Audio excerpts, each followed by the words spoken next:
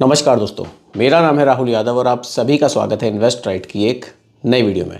दोस्तों, आज की वीडियो को बहुत ही ध्यान से देखिएगा और समझिएगा। आज की वीडियो काफ़ी ज़्यादा इन्फॉर्मेटिव आपके लिए होने वाली है। देखिए, सेबी ने बहुत सारी एएमसीज कंपनी को मेल किया है कि उन्होंने सीनियर सिटीजन्स को क्यों स्मॉल कैप फंड्स बेचे। इसके बारे में खबर है, तो खबर को बहुत ही ध्यान से देखिएगा और समझिएगा। देखिए, सेबी ने कहा है कि आपने जो सुपर सीनियर सिटीजन्स हैं उनको स्मॉल कैप और मिड कैप फंड्स जो बेचे हैं वो क्यों बेचे हैं। क्योंकि देखिए, सुपर जो हमारे सीनियर सिटीजन लोग हैं उनको स्मॉल कैप और मिड कैप फंड्स के बारे में या तो पूरी जानकारी होनी चाहिए, क्योंकि स्मॉल कैप फंड्स में बहुत ज़्यादा उतार चढ़ाव देखा गया है। और इतना ज़्यादा उतार चढ़ाव, इतनी ज़्यादा वॉलेटिलिटी सुपर सीनियर सिटीजन्स के लिए ठीक नहीं है। देखिए, जिनकी एज 80 से ऊपर की है उनको सुपर सिटीजन कहा जाता है। अब वो लोग प्रभाव में आ जाते हैं रिटर्न्स देखकर कि स्मॉल कैप के रिटर्न्स तो बहुत ज़बरदस्त हैं, मेरे भी पैसे स्मॉल कैप में इन्वेस्ट कर दीजिए।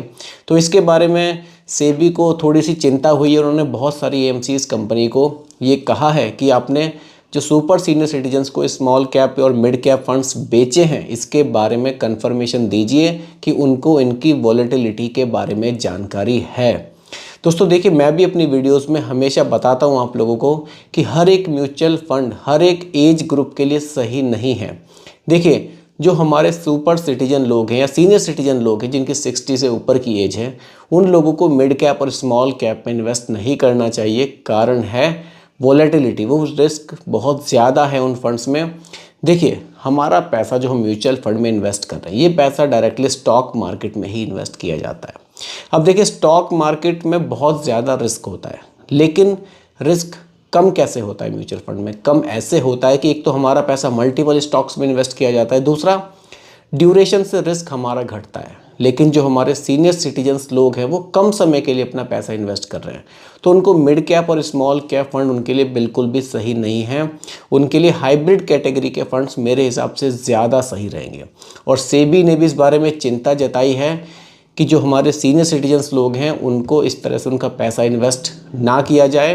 देखिए, मैंने पहले भी वीडियोस में आप लोगों के साथ डिस्कस किया है कि जब भी सेबी कोई नियम लेकर आती है, किसी भी तरह का कोई सेबी की तरफ से कोई भी खबर आती है, वो हमेशा निवेशकों के हित में ही कोशिश करती है।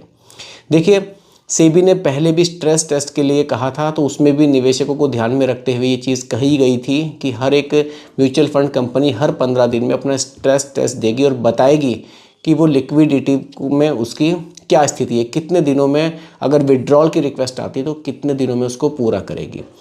तो दोस्तों, यही आज की वीडियो का टॉपिक था। अगर आप लोग भी सुपर सीनियर सिटीजन हैं या सीनियर सिटीजन है या आपके घर में भी कोई है जो म्यूचुअल फंड में पैसा इन्वेस्ट करते हैं, तो आप लोग भी उनको बता सकते हैं कि आप मिड कैप और स्मॉल कैप फंड्स में ना निवेश करें, क्योंकि ये फंड बहुत ज़्यादा रिस्की होते हैं। देखिए, इन फंड्स में रिटर्न्स अच्छे बनते हैं, लेकिन इसके लिए आपको ड्यूरेशन अच्छी चाहिए। कम से कम 10 साल की ड्यूरेशन के लिए आप स्मॉल कैप और मिड कैप में इन्वेस्ट करेंगे, तभी आपको अच्छे रिटर्न्स मिल सकते हैं। क्योंकि देखिए, इनमें अचानक से गिरावट हो जाती है तो फिर आपको बहुत ज़्यादा लॉस भी देखना पड़ सकता है, और गिरावट से उभरने के लिए टाइम कई बार बहुत ज़्यादा लग जाता है। और हमारे सीनियर सिटीजन्स जो लोग हैं, कई बार कंडीशन ऐसी आ सकती है कि उनको तुरंत पैसे की ज़रूरत पड़ सकती है। उस स्थिति में अगर अपने पैसे को वो विड्रॉल करेंगे तो काफ़ी ज़्यादा लॉस उनको देखना पड़ सकता है, जो कि सेबी बिल्कुल नहीं चाहता। इसलिए सेबी को इस बारे में चिंता हुई है और उन्होंने एएमसी कंपनी को मेल्स किए हैं। तो दोस्तों, यही आज की वीडियो का टॉपिक था। वीडियो कैसी लगी कमेंट में ज़रूर बताइएगा। पसंद आई हो तो लाइक